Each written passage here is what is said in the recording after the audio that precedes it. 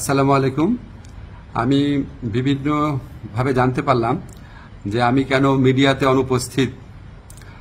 এটা নিয়ে সোশ্যাল মিডিয়াতে বিশেষ করে বিভিন্ন জল্পনা কল্পনা হচ্ছে এবং কেউ কেউ এই ধরনের আজগুবি কথাও বলছেন যে আমি নাকি বিদেশে চলে যাচ্ছি।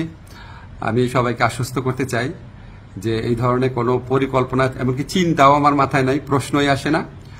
আমি মনে করি এই ধরনের গুজব, গুঞ্জন এবং আজগুবি বিভিন্ন তথ্য যারা ছড়াচ্ছেন, এটা হচ্ছে আজকে ছাত্র জনতার যে ঐতিহাসিক জুলাই বিপ্লবের মাধ্যমে আজকে যে জনগণের প্রত্যাশা সৃষ্টি হয়েছে সেটাকে বিভ্রান্ত করা এবং জনমনে অহেতুক প্রশ্ন সৃষ্টি করার একটা অসৎ উদ্দেশ্যে করা হচ্ছে।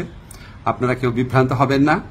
আমি কয়েকদিন আগেও পত্রিকাতে ইন্টারভিউ দিয়েছি, তবে এটা ঠিক আমি একটু মিডিয়াতে কম আসছি কারণ আমার অনেক কাজ এবং আমার কাছে মনে হয়েছে যদি আমার কার্যক্রমে যদি কোনো অগ্রগতি হয় সেটা আমি জানাবো। অহেতুক এখন তো আমি আর টক শো এর মানুষ না, এখন আমাকে কাজ করতে হবে, কাজটাতে বেশি কনসেন্ট্রেট করতে হবে।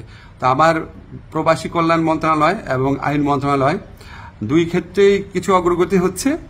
অল্প কিছুদিনের মধ্যে আপনাদেরকে অগ্রগতিগুলো জানাবো।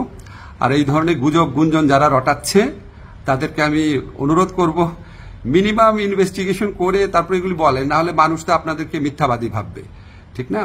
এগুলি করা উচিত না। বাংলাদেশকে একটা নতুন বাংলাদেশ গড়ার জন্য, রাষ্ট্র সংস্কার করার জন্য আপনারা বরং পজিটিভলি আমাদেরকে সাজেস্ট করবেন, ভুল হলে বলবেন।